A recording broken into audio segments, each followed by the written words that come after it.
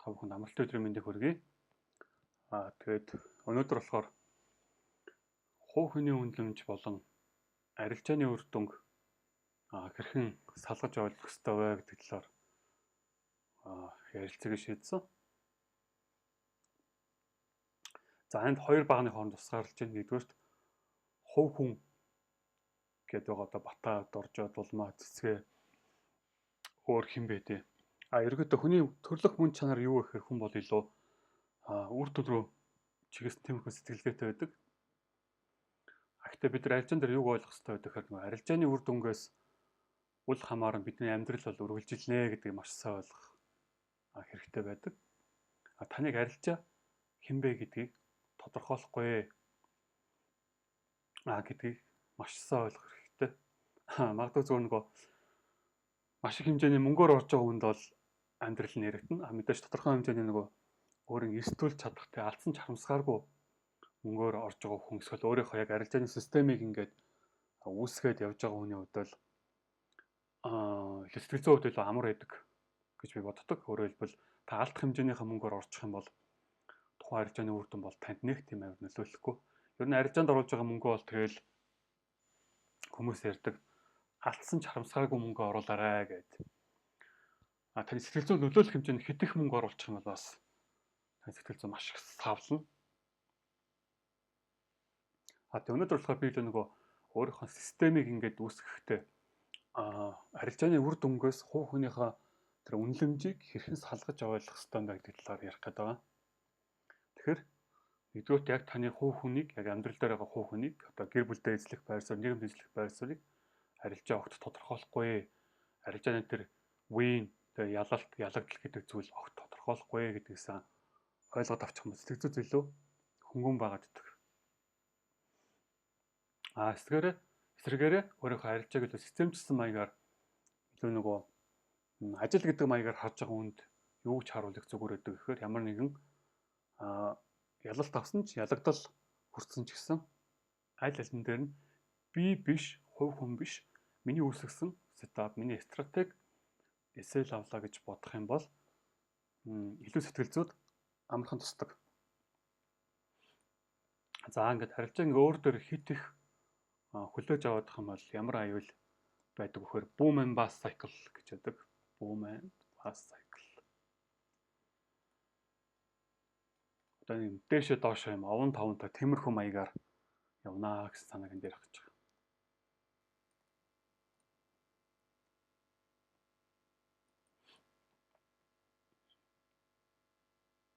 За та магадгүй ингээд нэг арилжаа хийсэн байна.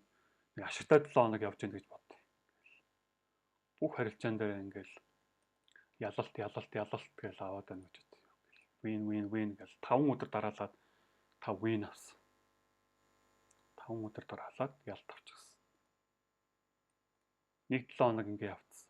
Тэгэнгүүт л хэвээр хүн ялангуяа нэг арилжааны үр дүн өөр төр маш их хүлээж авдаг хүн яадаг вэ гэхээр нөгөө за би өөртөө алж гин, би өөртөө болж гин л гэж бодод идэг. Тэгээд энэ дээр гараад ирсэн хүн яах нь ойлгомжтой. Ингээд нөгөө байнга ялт аваад байгаа хүмүүс маань өөрийгөө ялагдчихгүй гэж боддог ч юм уу. Би байнга ашиг хийдэг гэж боддог. За тэгээд энд ингээд явж байгаа дээшлэл гараад ирэхээр яадаг вэ гэхээр ингээд одоо ингээд арилжааламж хэцүү нэг өдөр алдагдал хүлээж алдагдал хүлээж эхлэнгүүд паниканд орж ирдэг. Паниканд орж эхэлдэг. Тэгээд паниканд орохоор яах вэ гэхээр ингээд нэг олцсон хэдэн төгрөгөө ингээд эргүүлээд алдаад эхэлдэг. За нэг лүүс гэдэг авчтай. Алдагдал. Лүүс алдагдал гэдэг авч. Тэгэхээр энэ яг юунаас болоод байна гэхээр нөгөө тухайн хүн арилжааны үр дүнг нөгөө хувь хүн дээр өөртөө хүлээж аваад байгаагаас их болж байна гэсэн үг. За ингээ ялаад байвал яах юм? Энд pride буюу бахархал. Өөрөөрөө бахархах. Би өөртөө мундаг байна, чадж гин гэд бахархаад өөрийгөө ингээ дээш шидэт эхэлнэ. Нөгөө өөрийгөө дээш шидэт эхэлж байгаа юм чи яг нөгөө арилжааны систем, стратеги тоохоо болоод хэлнэ. За би яа тийм ингээ энэ арилжаанд та юу юм үргэлж одоо ялт авах юм чинь би одоо үргэлж ална гэж бодоод байдаг. Гэхдээ зах зээл бол тийм биш. Зах зээл бол тэгж бодож байгаа хүнийг зүгээр дорн номхруулдаг. Буцаага байранд нь тавина. За ингээ ялгадаад ирвэл яах вэ? Ичгүүр өсч эхэл. Ичгүүр өсч эхэл. За би ч худлаа юм энэ дөө. Арилжаа гэдэг зүйл чи худлаа юм байна дөө гэд энэ бүхэн яг ингээд юунаас болоод байна гэхээр арилжаа гэдэг зүйлийн үр дүнг хувь хүн өөр төрөө тусгаж аваад байгаагаас болж байна гэсэн үг. За ингээд ичгүүрэнд орсон хүн яах вэ? За одоо би өстой дүрмээ өстой яс барина. Тэгээ би өстой сахилга баттай арилжина гэл дахиад яв. За тэгээ сайн сетап дээр одоо сайн оролтуудаа харж байгаа үстэй ясны сайн хэд хэдэн өөрийн хамгийн сайн харж чаддаг оролтоор орно. Ингээ явж дахиад нөгөө бахархал үүсэндээ дахиад нөгөө системээ эрсдлийн менежментээ өөрийн дүрмээ үл тоож эхэлнэ. Тэгээ яах вэ? Дахиад ингээд унаад эхэл. Унаал яв. Тэгэхээр нөгөө сэтгэл зүй талаас ярьж байгаа шүү дээ. Сэтгэл зүй талаас ингээд арилжаа гэдэг зүйлийг хит нөгөө хувь хүн тал дээр ингээд хүлээгээд аваадах юм бол ингээд юм boom and bust cycle гэдэг. За boom and bust cycle гэж хэлж байгаа. Бас заримдаа нэг break-even stage гэж хэлж байгаа тийм break-even stage гэж хэлж байгаа. Товчхондоо энэ одоо ямар үе вэ гэхээр нөгөө ашиг алдагдлыг тэнцсэн тэр үе. Бүх юмаа мэдээд байдаг. Гэхдээ ашиг олдоггүй.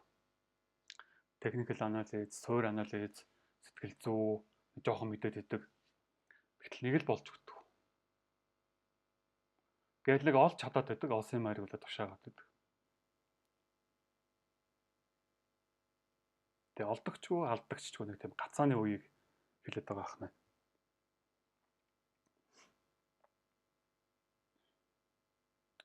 За бид нар нэг арилжаач хүний үйл шатны талаар нэг видеоны өмнөх видеонд дээр ярилцсан. Та бүхэн тэр эхний видеоноос харах юм илүү ойлгомжтой. Одоо ингээд хүндчин эхлээд нөгөө алдах үе гэж байна. Дараа нь learn буюу суралцах үе гэж байна. Гурав дахь нь break even буюу ашиг алдагдлыг тэнцэх үе. Нэг л болж өгдөггүй. Тэгээд дараа нь scale out буюу нөгөө өөрийн сурсан арга барил системээрээ дамжуулаад юу босгох үе. Тэгээд дансаа босгох үе гэж байна. За дансаа босгохдоо бид нар яаж болох вэ? Тэгээд фандаас босгож болно. Тэгээд хувийн дансаа тэгээд хувийн аккаунтаа бас өсгөж болно. Гэхдээ энэ дэр бид нар нэг зүйлийг мэдчих хэрэгтэй. Танд байгаа тэр стратеги үнэхээр ашигтай юу? Тэ стратеги чинь ашигтай юу гэдэг зүйл гарч ирж байгаа. Хэрвээ таны энэ үүсгэх стратеги ашиггүй бол энд бүр тун гарч ирэхгүй гэсэн үг. Та хичнээн мянган фанд аваад хичнээн мянган одоо хувийн дансаа өсгөхгүй болохгүй гэсэн үг шүү дээ. Яагаад тэгвэл таны систем ч өөр ашиггүй гэдэг нь ингээ харагдаад байна шүү дээ. Улсын ашиг ингээ байхгүй болчиход байна шүү дээ. Тэгэхээр бид нар энэ break even stage бол өөрөө их бас хамгийн гоё тэр үе гэж би ойлгодог. Яагаад гэвэл нөгөө эндээс бид нар нөгөө өөрийнхөө алдаа дутагдал гэдэг бүх зүйлийг хараад явчих болно. Тэгээд засах ёстой зүйлүүд сэтгэл зүй талаас, техникэл анализ талаас, магадлалын талаас, мөнгө менежментийн талаас гэдэг ч юм яг юу болохгүй байгаа гэдгээ эндээс бид нар мэдэж авах боломжтой гэсэн санааг хэлж байгаа. За тэгээд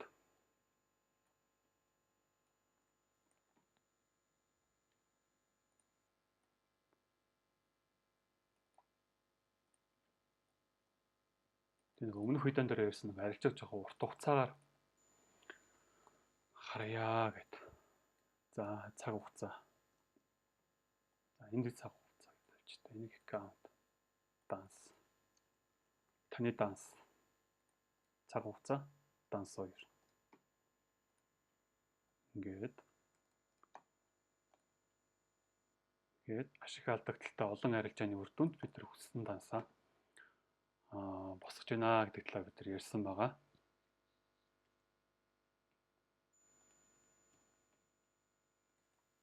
Тэгэхээр нөгөө нэг арилжааны үр дүнд хит уягдах нь өөрөө их таны хүсэж байгаа ашигыг авахд, хүсэж байгаа хүсэлтийг хэлэхэд маш их том саад болдог гэдэг санааг хэлэх гээд байгаа.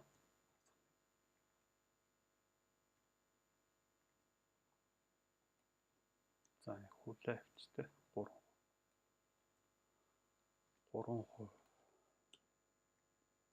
Тэгэхээр нэмэх 3%. За энэ тус бүрдээ өөртөө нэг тусдаа харилж байгаа гэж бодъё. Таны нөгөө эрсдэл ашиг харьцаа 1/3 байлаа гэж бодоход за та эхний харилцаанаас 3-ийн ашиг хийжлээ. Дараагийн 2 харилцаанд дараалал алдчихлаа. Тэгэхээр яана гэсэн үг вэ? Одоо энэ эхний 3% ашиг чинь дараа алдах 2 алдагдлыг чинь нөхөжж байгаа. За ингээд та ингээд харах юм бол ингээд 1% ашигтай гарч ирж байна. За дараагийн харилцааг та авчлаа. Тэнгүүд 4% ашигтай гарч ирнэ. Тэнгүүд дахиад хасах нэг гээ явахад гих мэтчлэнгээр ингээд олон арилжааны үр дүнгээр танд нөгөө өсөд байгаа ашиг гэдэг зүйл чинь энд гарч ирж байна гэсэн санааг хэлж байна. За тэгэхээр эндээс бид нар мэдээж яг хуу журнал гэдэг зүйлийг хөтлөнө. Журнал.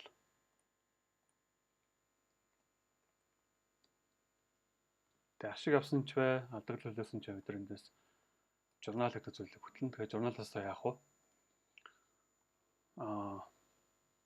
Ямар нэгэн алдагдал ашиг өөр нь яг техник анализис талаас ямар зүйлийг зөв хийж гарч ирж байна. Ямар зүйлийг буруу хийснээр би алдагдлуулна гэдгийг харж болно. Нөгөө psychology буюу сэтгэл зүйн янз бүрийн алдаануудаа эндээс харж болно тэ. За psychology буруулж гэх юм бол та. Psychology.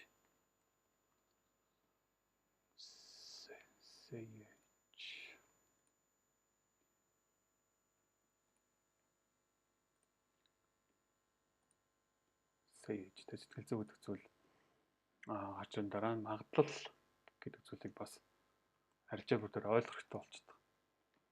За ялангуяа нөгөө алдагдал төлөөсөн бол энд байгаа алдагдал төлөөсөн зүйл бол нэг хаснагийн үеийн алдагдал төлөөжлөө гэхэд энэ яг technical analysis болоод хүлээч үү? Сэтгэл зүйн нөлөөлч үү? Эсвэл зүгээр магадлал нөлөөлч үү? Гэдгийг бид нар эндээс нөгөө журналаас харч болж байна гэсэн үг. Тэгэхээр нөгөө нэг арилжааны үр дүнд ингээд нөгөө өөрийгөө уяхгүй байх нь ямар чухал вэ гэдэг нь эндээс ингээд харагдаад байна.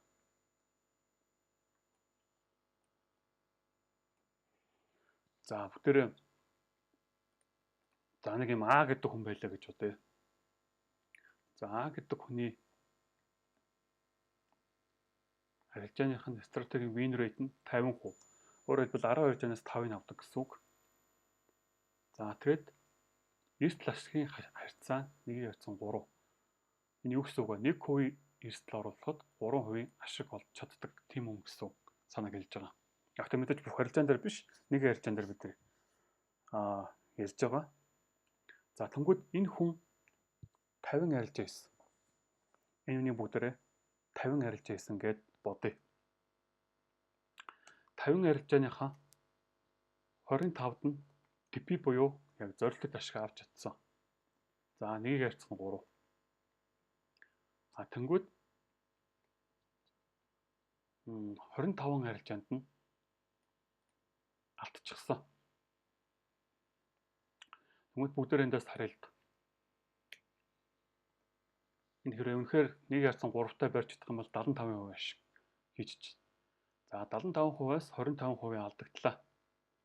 Бүгдээрээ хасаад үзэх юм бол нийт яаж вэ? 50% ашигтай гарч болж байна гэсэн санааг энд илэрхийлж байгаа. Тэгэхээр нэг арилжааны үр дүнд хитрхи өөрийгөө уяах нь ямар ч утгагүй юм а гэдэг нь эндээс харагдчихж байгаа. За миний хувьд одоо яадаг болсон гэхээр ингээд тийм нэг арилжааны үр дүнд төдийлөн ач бүтлэхгүй болцсон. Нэг арилжааны үр дүнд төдийлөн ач бүтлэхгүй болцсон. Ер нь 7 хоногийн арилжаанд ч гэсэн төдийлөн арилжааны үр дүнд төдийлөн ач бүтлэхгүй болцсон. Яг бол нэг 7 хоногийн арилжааны үр дүн маань намайг нөгөө ашигтай гарч чадах сарын эцэст ашигтай гарч чадах уугүй гэдэг илэрхийлж чадахгүй гэдэг би мэдчихэж байгаа болохоор энэ ингээд тайвширч байгаа. Илүү урт хугацаанд хараад эхэлчихэж байгаа. Ингээд өмнө нь болохоор би ингээд нэг арилжааны үр дүнд амар уягддаг байсан. Нэг типи авангууд баярлж хөөрчихгүй гээл. Нэг эсэл авангууд гуниглаа бол ямар муухай өдөр вэ? Ямар мяа өдөр вэ гээл гэж тэгж боддог. Тэгэхээр эндээс бас өөр нэг зүйл харагдаж байгаа нь та арилж байгаа удирдах байгаа биш. Чарт таныг удирдах байгаа гэдэг нь харагдчихж байгаа. Чартан дээр гарч байгаа үр дүн таныг буюу сэтгэл хөдлөлөөр чинь дамжуулаад удирдах байгаа. Таны үүсгэсэн систем таныг удирдахгүй байна гэдгийг харуулж байна. За энэ дээр бас өөр нэг зүйлийг хэлэх гээд байгаа нь үнэхээр яг 75% ашигтай гараа гэж бодож байгаа бол яг одоо энэ хүний хувьд яах ёстой вэ? Аль болох нэг харьцан 3 араар хүртэл ашигыг барьж сурах хэрэгтэй болж байна гэсэн үг. Өөрөөр хэлбэл нөгөө тухайн хүн арилжаанд орлоо гэхэд нөгөө айдас шунал янз бүрийн нөлөөж болно те. Одоо жишээ нь ингээд таны орсон арилжаан гид ингээд дээшээ жоох нэг 10-20% явангууд л за би одоо ашиг алдчихгүй гэх нэг хүний сэтгэл зүйс нөлөөлж болно шүү дээ. Тэнгүүд бүгдээрээ яг божид арилжаан дээр жоох төсөөлөж үзье. За энэ хүний систем нь өөрөө бол яг нэгийг харьцан 3 авахаар бүтээгдсэн. За бактестер буюу туршилтаар бол гараад ирсэн. Гэтэл заримдаа нэгийг харьцах нь 2 араар авах үе байна. Тэгээ араар нь нэгийг харьцах нь 2 авах үе байна. Заримдаа break even буюу ашигчгүй, хатагдaltaчгүй гарах үе байна. Break even гэдэг маань юу гэхээр нөгөө та ингээд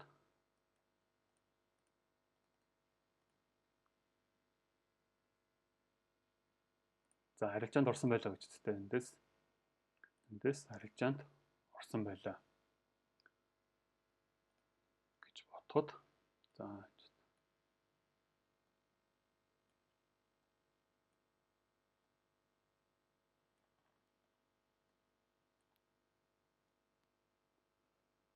та энд арилжаанд орсон байлаа гэж бодоход магадгүй одоо нэгийг харьцах нь 3 та арилжаанд орсон байна. Гэтэл үн яг таны энэ бодож байсан типи хүртэл явуулгүй гинт ингээд замаасаа яг типи хүрэлгүйгээр ингээд замаасаа буцаад унж ирэхэд нь яг орсон цэгийг жоохон дээх нь ингээд стоп лоссоо зөөгөө тавьчих эхэлж байгаа. Тэнгүүд алдагдлуугаараа явчихна гэсэн үг. За тэгэхээр юу гэж хэлэх гээд байна гэхээр заримдаа нэгийг харьцах нь 3-ыг авахгүй байх үе байна. Заримдаа нэгийг харьцах нь 2-той гарах үе байна. Заримдаа хэдий нэгийг харьцах нь 3-тай арилжаа харж байгаа ч гэсэн яг хуу break even саний хайрсан тэр break even-ыг цохиулах үе бас байж болно. Гэхдээ бүгдээрээ бодоод үзье. Энэ хүний хувьд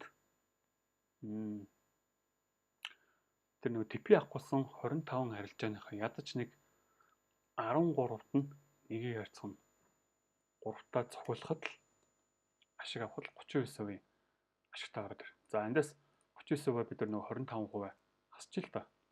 Тэнгүүт энэ хүн яаж вэ? 14% ашигтай гарч иж болж байна гэсэн үг. За энэ дээр би бол ашигын хувийг бол нэлээд 1% гээд нэлээд өндөрөөр те дансны хувьд том дансны хувьд бол нэлээд томоор бодож тавьж байгаа гэдэг ойлгоорой. Хүн болгоны хувьд нөгөө эсвэлэх хэмжээ нь өөр байдаг. Зарим хүн 0.5%, зарим хүн нэг удаадаа 0.25, зарим хүн 0.7% гэмэд хүн болгоны нөгөө нэг удаад оруулдаг эрсдлийн хэмжээ өөр байдаг гэдгийг ойлгох. Энд бол нэлээд өөдрөг төсөөлөл бүгдээр ярьж гин гэсэн үг шүү. 1%-аар ярьж гин би бодоход энэ хүн 25 арилжааны 13-ыг л 1.3-тай бариулахад ашигтай гарч болж гин гэсэн санааг хэлж байна. За үлдсэн 12 арилжаанд нь яаж болох вэ? Нэг ярцхан 2 бүр болохгүй. За break even цохиулаад яваад байлаа гэхэд л ингэж гарч ирэхээр ашигтай гарч ирэхээр боломжтой. За гэхдээ энд бас бид нар нэг зүйлийг сайн тооцож бодох хэрэгтэй.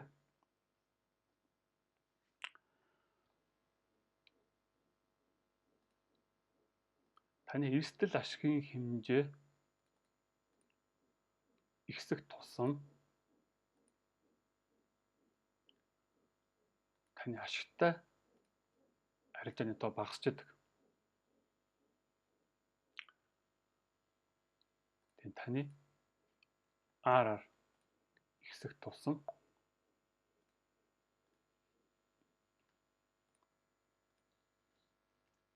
win rate багасч идэг. За энийг батлах зүйлийг бүгдээрээ Эндээс харъя. За энэ дээр ингэж байна те. Хэрвээ 1 кубыг эрсдүүлээд 1 кубыг авах юм бол таны 10 арилжаанаас 10 арилжааны 5-аас 6-ад нь ялах магадлал байж болно. Та 10 арилжааны 4-өөс 5-д нь ялаг төлөж болно гэсэн үг. Эрсдэл асгын хэмжээ 1-ийг харьцах нь 1.5 байх юм бол яах нь вэ? Таны ялах магадлал 10 арилжаанд ялах магадлал 4-өөс 5-д нь байна. Ялагдах магадлал алдах магадлал 5-аас 6 байна гэсэн үг.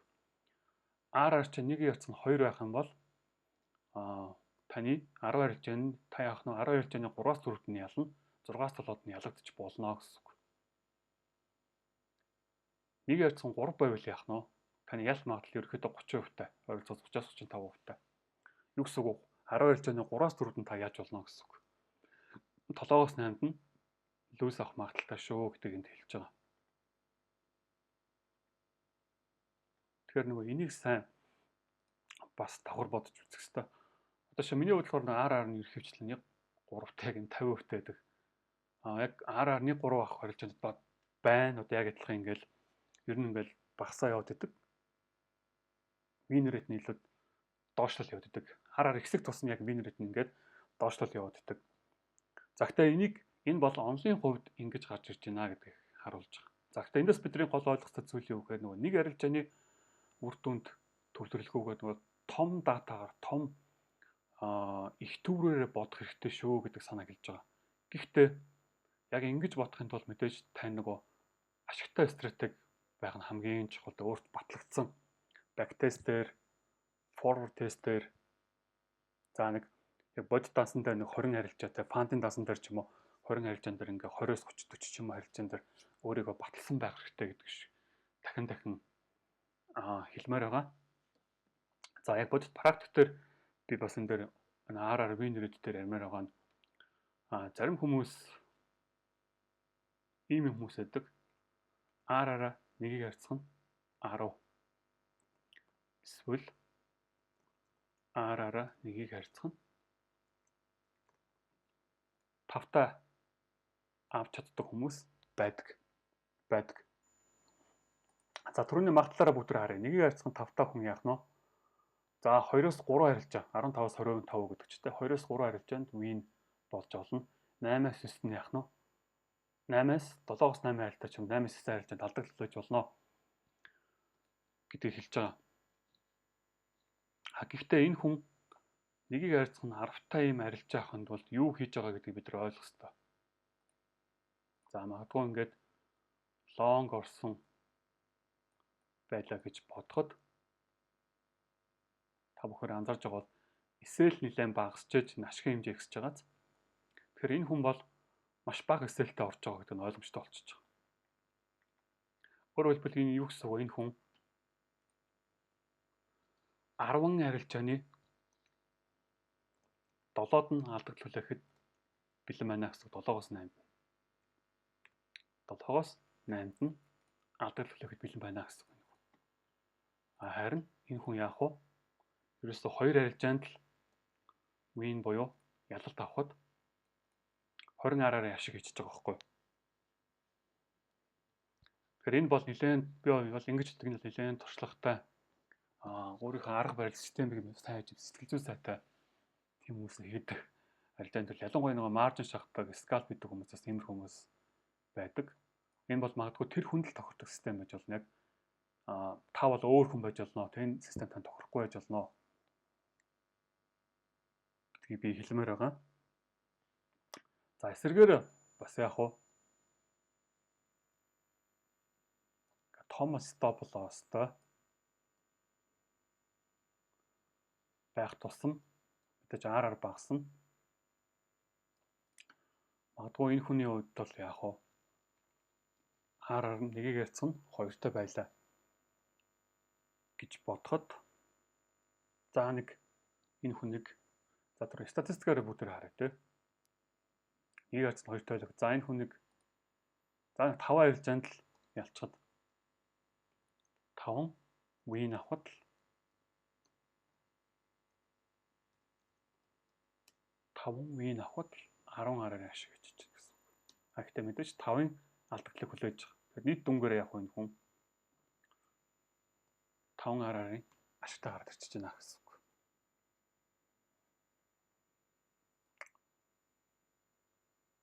RR багасгаар яг энэ хүний нөгөө ашиг авах тэр нөгөө зайн багасаад ирчихэж байна гэсэн үг. Энэ хүнтэй олон арилжаанд ялж болно. Гэхдээ RR нь багасч чинь. Энд бол 7-8 эсэл цохиулж чинь баг эсэлтэйгээр те стоп лосс алдаглуулж чинь. Гэхдээ нэг авахаараа 1.5 юм уу?